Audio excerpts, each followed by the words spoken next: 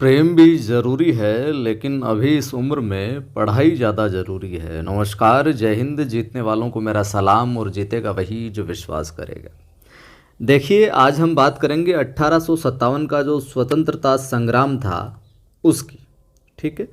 और इस संग्राम से संबंधित जितने भी महत्वपूर्ण प्रश्न परीक्षा में पूछे गए हैं पिछली परीक्षाओं में और पूछे जा सकते हैं, तमाम फैक्ट को तथ्यात्मक रूप से, महत्वपूर्ण तथ्यात्मक प्रश्न रूप से, ये वैसे तो इम्पोर्टेंट रहने वाला है सभी परीक्षाओं के लिए जिस जिस के अंदर 1857 का स्वतंत्रता संग्राम टॉपिक लगता है, लेकिन विशेष तौर से हम ग्रेड फर्स्ट को और अपनी जो यहाँ वाली जो भर्तियाँ हैं उनको टारगेट करते हुए जो चल रहे हैं, मतलब ये साथी तो ज़रूर इसको देखें।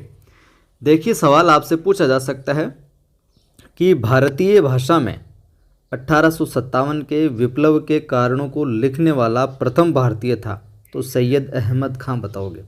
सैयद अहमद खां ही वह इंसान था जिसने कि इंडियन लैंग्वेज में, भारतीय भाषा में 1857 का जो विप्लव हुआ उसके रीजंस को, कारणों को है जो लिखा। किसने? सैयद अहमद खां ने। देखिए, अगला है कि 1857 के स्वाधीनता संघर्ष की वीरांगना कौन रही? महारानी लक्ष्मीबाई जो रही थी, इनका जन्मस्थली क्या है? वाराणसी है। कौन सा जन्मस्थली? वाराणसी है। और इनका जो जन्म वाराणसी में हुआ था वो 19 नवंबर 1828 को हुआ था। कब हुआ था? 19 नवंबर 1828 में हुआ था। ठीक बात। बचपन का नाम क्या था?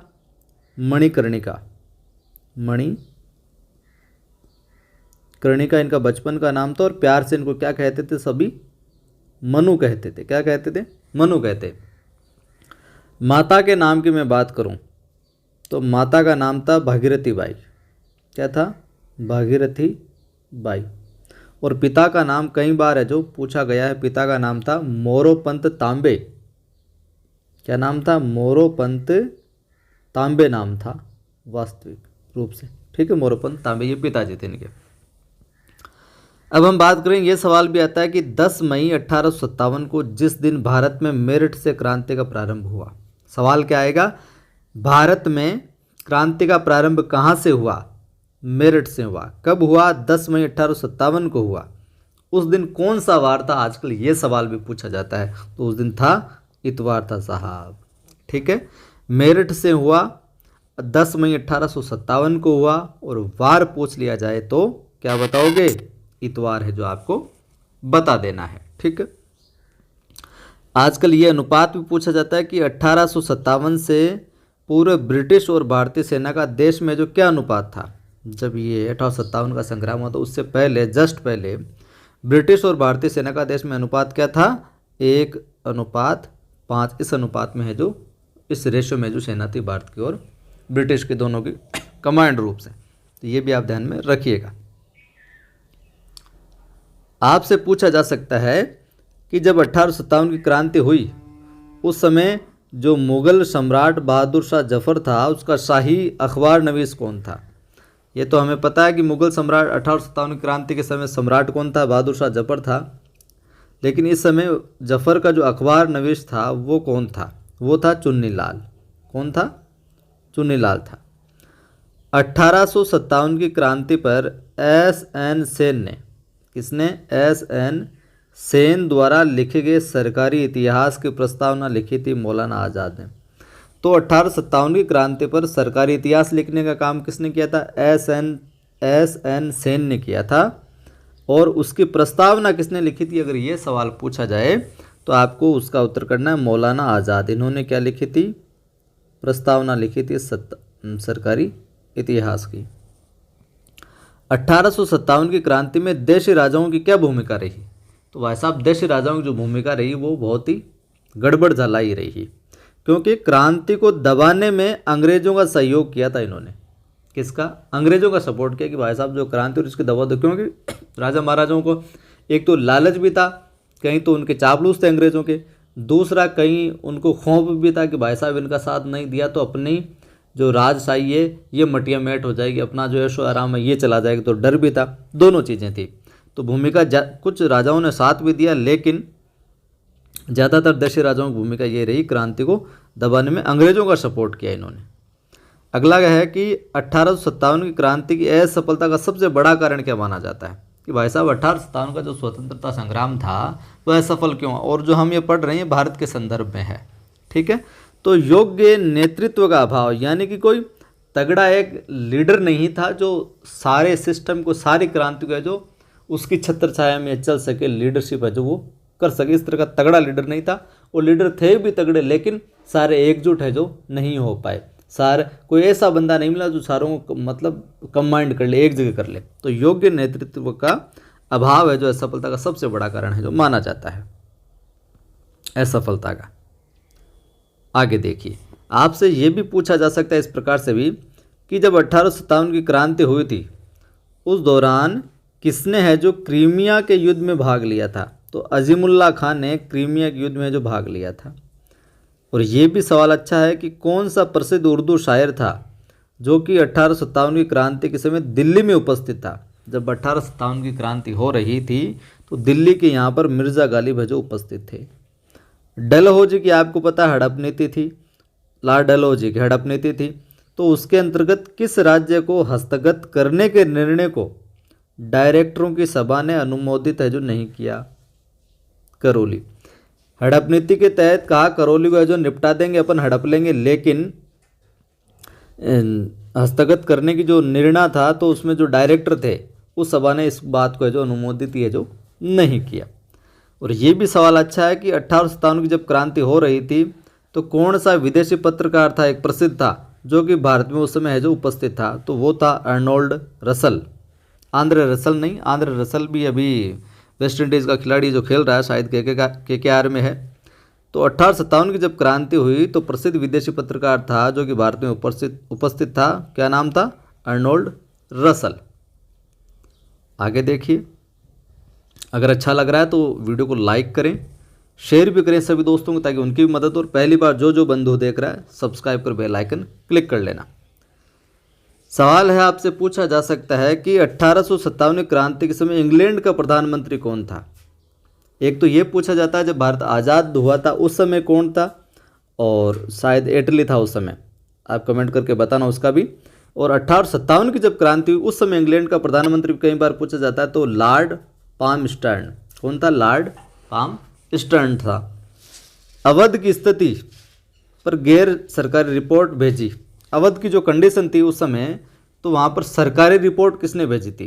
तो बिशप हेबर ने भेजी थी। माफ़ कीजिए, गैर सरकारी रिपोर्ट। अवध की स्थिति पर गैर सरकारी रिपोर्ट तो भेजी थी बिशप हेबर ने। और पूछ लिया जाए 1857 क्रांति के दौरान अवध की स्थिति पर सरकारी रिपोर्ट किसने भेजी? तो वो आउटरम ने भेजी थी। गैर सरकारी रिपोर्ट पूछा जाए तो बिशप हेदर, और सरकारी रिपोर्ट पूछा जाए तो आउटरम है जो आपको बताना है। और 1857 के विद्रोह के संदर्भ में ये कथन किसका है, ये कोटेशन किसका है कि मेरठ का विद्रोह है गर्मी की आंधी की भांति अचानक एवं अल्पकालिक था। तो ये कहने वाले थे S.N. सेन। S.N. सेन ने कहा कि 1857 का विद्रोह जो था वो मेरठ का विद्रोह गर्मी की आंधी की भांति अचानक एवं अल्पकालिक था, क्योंकि मेरठ से ये जो प्रारंभ हुआ था 10 मई को। वहीं 1857 की क्रांति के संदर्भ में किस नायक का नाम अख्तरपिया था? लीडर का अख्तरपिया था। तो नवाब वाजिद अली शाह का नाम अख्तरपिया था। ठीक है, पूछा जा सकता है आपसे क्या कि 1857 के विद्रोह के किस नेता ने स्वयं को बहादुर शाह का गवर्नर घोषित कर दिया था? तो बख्त खान ने कहा कि मैं बहादुर साहब का क्या हूँ, गवर्नर हूँ, खुद ने घोषित है जो कर दिया। पूछा जा सकता है कि 1857 के विद्रोह के नायकों में से किसने फ्रांस के सम्राट को लिखा ताकि अंग्रेजी सरकार के अन्याय एवं शपथ भंग के कार्य चारों ओर ऐसे दहक रहे हैं जैसे सूर्य की किरणें। नाना साहब ने ये फ्रांस के सम्राट को ये बात है जो लिखी थी, अंग्रेजी सरकार जो अन्याय कर रही थी उससे संबंधित। किस भारतीय विचारक ने कहा है कि 1857 के विद्रोह का सबसे प्रमुख कारण भारतीयों के प्रतिनिधित्व का अभाव था? सर सैयद अहमद खान ने बात की है, वो बड़ा कारण जो लीडरशिप वाली हम बात कर रहे थे। आगे देखिए, कौन है जो अवध का ब्रिटिश रेजिडेंट था जब अवध का ब्रिटिश साम्राज्य में विलय हुआ? जब अवध का ब्रिटिश साम्राज्य में विलय हुआ था उस समय अवध का ब्रिटिश रेजिडेंट कौन था? तो जेम्स आउटरम था। कौन था? जेम्स आउटरम था उस समय। 1800 कुछ पुस्तकों की बात करते हैं। 1857 के विद्रोह के कारणों पर कि 1857 के विद्रोह क्या क्या रहे। असबाब बगावते हिंद भारतीय भाषा में किसी भारतीय द्वारा लिखी गई पहली पुस्तक थी। क्या नाम था? असबाब बगावते हिंद। और इसके रचयिता कौन थे? सर सैयद अहमद खां। विद्रोह के कारणों में सबसे पहले लिखी गई पुस्तक ये थी। इसलिए भारतीय भाषा में जो हम पहले सवाल आया था वही सवाल है, ये थोड़ा अलग तरीके से। 1857 के विद्रोह के दौरान बहादुर शाह ने किसे साहब ए आलम बहादुर का खिताब है जो दिया था? तो बख्त खान को ये साहब ए आलम बहादुर का खिताब दिया था। और किस समय? 1857 के विद्रोह के दौरान ही। महारानी लक्ष्मीबाई की समाधि कहाँ पर स्थित है? तो ये ग्वालियर के अंदर स्थित है। कहाँ पर? ग्वालियर में। आगे देखिए, सवाल आपसे पूछा जा सकता है कि नाना साहब के सलाहकार कौन थे? अजीमुल्ला खां। और कहाँ कहाँ पर विद्रोह हुआ और कहाँ पर किसने नेतृत्व किया वो हम देखते हैं। तो गोवा के अंदर तो दीपूजी रागा नाम के व्यक्ति ने नेतृत्व किया। गोवा में दीपूजी रागा ने। और सतारा महाराष्ट्र में रंगोजी बापू ने। बुलंदशहर में मोहम्मद वालिद या फिर वलीदाद खान ने। मुलबागल स्वामी ने कोयम्बटूर में नेतृत्व किया। अरुणागिरी कृष्णा ने चिगलफुट में। गुलाम बोस एवं सुल्तान बख्श ने मद्रास में। भीमराव मुडरगी एवं छोटा सिंह ने कर्नाटक में विद्रोह का जो क्या किया? नेतृत्व किया। सवाल पूछा जा सकता है कि जो इनफील्ड राइफल थी इसका भारत में किस वर्ष है जो ये परिवर्तित हुई? तो ये परिवर्तित जो हुई थी 1856 में। 1857 की क्रांति के समय शाहमल ने माफ़ कीजिए शाहमल नाम के व्यक्ति थे। इन्होंने उत्तर प्रदेश में बड़ौद परगना के गांव वालों को संगठित है, जो कि बड़ौद परगना था, यहाँ के जो लोग थे उनको संगठित किया, यानी कि यहाँ की लीडरशिप शाहमल ने की उत्तर प्रदेश में। छोटा नागपुर स्थित सिंह भूमि के एक आदिवासी काश्तकार गोनू ने इलाके के कोल जो आदिवासी थे उनका नेतृत्व किया। शाहमल विशेष व्यक्ति रहे। शाहमल उत्तर प्रदेश के बड़ौद परगना के एक बड़े गांव के रहने वाले थे। जाट कुटुंब से संबंध रखते थे, जो कि 84 देश यानी कि 84 गांव में फैला हुआ था। और जुलाई 57 में शाहमल वीरगति को जो प्राप्त हो गए। तो यहाँ उत्तर प्रदेश के अंदर बड़ौद परगना की लीडरशिप की अगर बात आए तो शाहमल है जो नाम आएगा, ध्यान में रखिएगा। सहायक संधि के बारे में आप लोगों ने बहुत सुना होगा। तो सहायक संधि क्या थी भैया? तो सहायक संधि जो थी वो लॉर्ड वेलेस्ली द्वारा 1798 में तैयार की गई थी, एक व्यवस्था थी, ठीक है। और अंग्रेजों के ये साथ ये संधि करने वालों कुछ कंडीशन है जो माननी पड़ती, शर्तें माननी पड़ती थी। क्या क्या थी? पहली शर्त ये थी उनकी कि अंग्रेज अपने सहयोगी की बाहरी और आंतरिक चुनौतियों से क्या करेंगे? रक्षा करेंगे। मतलब अपनी सेना भेजेंगे तो वो वैसे हस्तक्षेप हो गया एक तरीके से, मतलब फंसा रहे थे वो।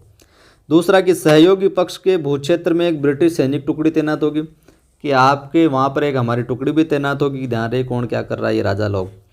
सहयोगी पक्ष की इस टुकड़ी के रख रखाव की व्यवस्था करनी होगी। जो हम टुकड़ी रखेंगे यहाँ पर सेना की, उसका रख रखाव आप करोगे। सहयोगी पक्ष न तो किसी और शासक के साथ संधि कर सकेगा और न ही अंग्रेजों की अनुमति के बिना किसी युद्ध में। तो अंग्रेजों ने साफ साफ कहते कि हमारी इजाज़त के बगैर आप किसी और से संधि नहीं कर सकोगे, हमारी इजाज़त के बगैर आप किसी युद्ध में पार्टिसिपेट नहीं कर सको। मतलब भाई साहब आप हमारे हाथ की कठपुतली हो। ये सहायक संधि की कंडीशंस थी अंग्रेज़ों के द्वारा। तो ये, और एक सवाल और है कि किसको बंगाल आर्मी की पौधशाला कहा जाता है? ये सवाल भी है। तो अवध को जो है बंगाल आर्मी की पौधशाला है जो कहा जाता है। तो ये थे 1857 का जो स्वतंत्रता संग्राम था उसके विशेष प्रश्न। अगर अच्छे लगे तो लाइक शेयर ज़रूर करना ही करना है। अपनी मार्केट के अंदर ग्रेड 2 की हिंदी की फर्स्ट ग्रेड की 1 लाइनर पुस्तक भी उपलब्ध है। फर्स्ट ग्रेड हिंदी के लिए रिवीजन के लिए बहुत शानदार पुस्तक है, कंप्लीट पाठ्यक्रम है।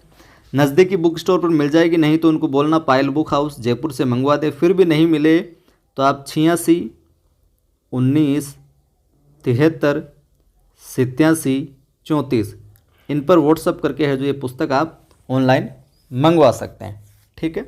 साथ ही अपने टेलीग्राम चैनल है जैसे कि यहाँ पर आप देख पा रहे हो, कवि आदिगणेश हिंदी और नवसृजन क्लासेज नाम से अपने 2 टेलीग्राम चैनल है, डिस्क्रिप्शन में लिंक भी मिल जाएगा। बाकी आप टेलीग्राम पर सर्च कर सकते हैं, वहाँ पर इन सब की PDF उपलब्ध हो जाएगी। दूसरा अपना यूट्यूब चैनल है कवि आदिगणेश नाम से, जिस पर हिंदी की फ्री ऑफ कॉस्ट है जो क्लासेज चलती है। और प्ले स्टोर से अपनी एप्लीकेशन नवसृजन क्लासेज भी आप इंस्टॉल कर सकते हैं। यहाँ पर 1st ग्रेड हिंदी और 2nd ग्रेड दोनों का सुपर 100 बैच चल रहा है, तो जुड़कर अपनी तैयारी को और बेहतर है जो बना सकते हैं। जय हिंद, फिर मिलता।